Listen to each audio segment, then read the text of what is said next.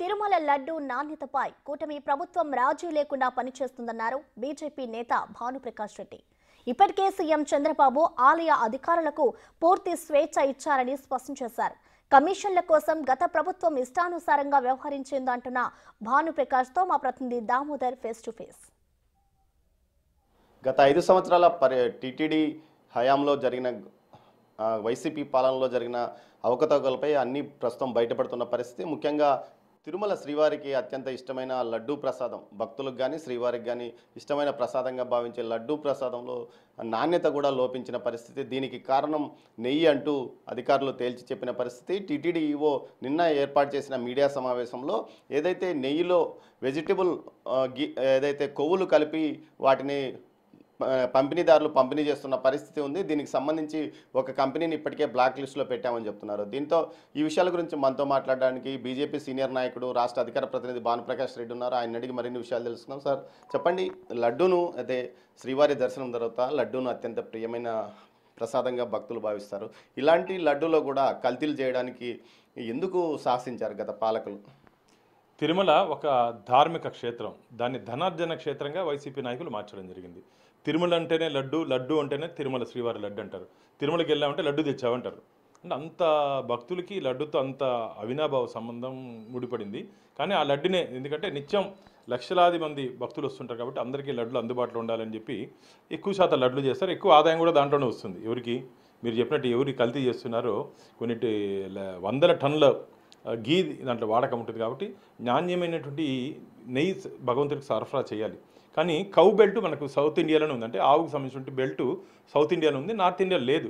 కానీ నార్త్ ఇండియాలో ఉన్నటువంటి కాంట్రాక్టర్లతో కూడా వీళ్ళు అవగాహనకు వచ్చారంటే అక్కడ బఫెలో బెల్ట్ ఎక్కువ ఉంది. అంటే వీళ్ళకి ముందే అవగాహన ఉంది అక్కడ నాణ్యమైనటువంటి నెయ్యి దొరకదని. కానీ ఉద్దేశపూర్వకంగా చేశారంటే దాంట్లో ఏదో కమిషన్ల కోసం వీరు చేశారని చెప్పి మాకు దీంట్లో గట్టి నమ్మకం, విశ్వాసం ఉంది. నిన్న ఈవో గారు మాట్లాడుతూ కూడా ఒక కంపెనీని కూడా బ్లాక్ లిస్ట్లో పెట్టడం జరిగింది. వెజిటబుల్ ఆయిల్స్ ఏదో దాంట్లో మిక్స్ చేస్తారు గీలో అని చెప్పి. పూర్తి స్థాయిలో ల్యాబ్ ఉండాలండి. తిరుమల క్షేత్రంలో దీన్ని తనిఖీ చేసే ల్యాబ్ లేదు. ప్రతిసారి మనం దీన్ని టెస్ట్కి మైసూరు పంపించే అవసరం ఉంది. కాబట్టి నిత్యం తిరుమలలోనే వస్తున్నటువంటి అన్ని టీటీడీకి సరఫరా అవుతున్నటువంటి అన్ని వస్తువుల మీద నాణ్యత పరిణామాలపై ఒక ల్యాబ్ కానీ తిరుమల కానీ తిరుపతి కానీ ఉంటే ఖచ్చితంగా రాబో రోజులు ఇలాంటి అక్రమార్కులకి అడ్డుకట్టే అవకాశం ఉంది.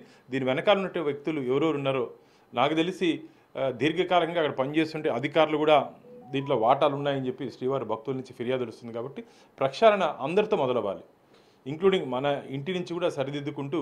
ఎందుకంటే బయటవాడు వచ్చి ఇంత అక్రమాలు చేస్తుంటే ఇంటి వాడు కొద్దిగా సహాయ సహకారాలు అందిస్తేనే ఇవన్నీ జరుగుతుంది. కాబట్టి ఎక్కడెక్కడ లోపాలు ఉన్నాయో దాన్నింటినీ సరిదిద్ది భగవంతుడికి నాణ్యమైన లడ్డుని భక్తులకి అందుబాటులో వచ్చే దిశగా ఈ ప్రభుత్వం మేము ప్రయత్నం చేస్తున్నాం. ముఖ్యంగా చంద్రబాబు నాయుడు గారు ప్రభుత్వంలోకి వచ్చిన తర్వాత ప్రక్షాళన తిరుమల నుంచి మొదలు పెడతానని చెప్పడం జరిగింది.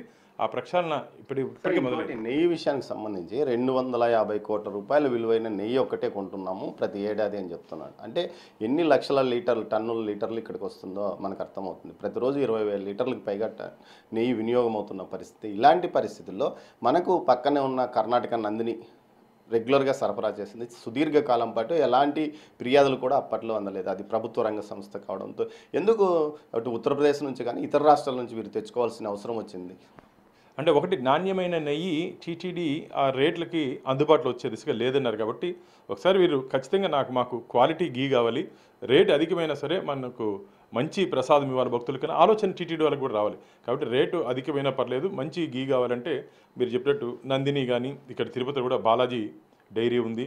ఇవన్నిటిని అందరితో మాట్లాడి నాణ్యమైన ఆవు నెయ్యి సరఫరా చేసి లడ్డులో నాణ్యత పెంచి అక్రమాలకి అడ్డుకట్ట వేయాలి. నిన్న ఏదైతే శాసనమండలిలో దేవాదాయ శాఖ మంత్రి ఆనం రామనారాయణ రెడ్డి చెప్పాడు, ఒక అధికారి దాంట్లో పనిచేసే వాళ్ళు పెద్ద మొత్తంలో పరకామణి సేవలకు వెళ్ళి పెద్ద ఎత్తున డబ్బులు తెచ్చుకున్నాడు. దాని మీద 100 కోట్ల పైగా అవి జరిగింది అక్రమాలు.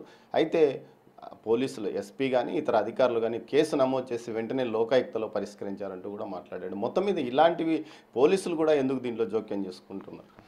పోలీసులు కాదండి, మొత్తం వ్యవస్థ. గత 5 సంవత్సరాలు జగన్మోహన్ రెడ్డి గారి పరిపాలనలో పోలీసులు, రెవెన్యూ, దేవాలయాలు వాళ్ళు ఏ పంచభూతాలను తినేశారు. మొత్తం ఎక్కడ ఏ గుడిలో లింగాన్ని తిన్నామని చెప్పి తింటారని చెప్పి పాతకాల సామెత వీళ్ళు తిని చూపించారు. వైసీపీ నాయకులు తిని ఏ విధంగా తినొచ్చో అక్రమాలు గుడి దగ్గర కూడా దేవాలయాల్లో కూడా అవినీతి అక్రమాలంటే పూర్తిగా, అందుకే నేను ఇంతకుముందు చెప్పింది ఇంటిని సరిదిద్దుకోవాలి. ఇంటి దొంగలు ఉన్నారు, అందరూ కాదు కొందరు, వారందరినీ ఖచ్చితంగా చట్టం ముందు నిలబెట్టాల్సిన బాధ్యత ఉంది. ఇప్పటికే విజిలెన్స్ ఎంక్వైరీ జరుగుతోంది.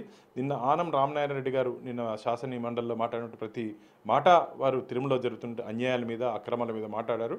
వాటిని అన్నింటినీ ఖచ్చితంగా రాబో రోజుల్లో వెలికి తీసి దాని వెనక ఉంటే వ్యక్తుల్ని శక్తుల్ని శ్రీవారి భక్తుల ముందు చట్టం ముందు నిలబెడతాం. ఏదైతే పూర్తిగా తిరుమల విషయంలో తాము స్వచ్ఛంగా ఉంటాము, అక్కడ ఎలాంటి అక్రమాలు జరగకోకుండా తమ నాయకుల నేతృత్వంలో తాము పనిచేస్తాము. అంతేగాని గతంలో జరిగిన అవకతవకలను పూర్తిగా బయటపెట్టి దోషులను శిక్షించే విధంగా కఠిన చర్యలు తీసుకోవడానికి ఇప్పటికే విజిలెన్స్ విచారణ జరుగుతుంది. విజిలెన్స్ విచారణ అవసరమైతే సిఐడి విచారణ, అంతకు మించి పూర్తి స్థాయిలో ఎక్కడైతే క్షేత్రస్థాయిలో అవకతవకలకు పాల్పడ్డారో వారందరినీ శిక్షించే విధంగా మాత్రం తాము వినుదీయమని ఆయన అంటున్నారు. కెమెరా పర్సన్ పురుషోత్తంతో దామోదర్, తిరుపతి నుంచి.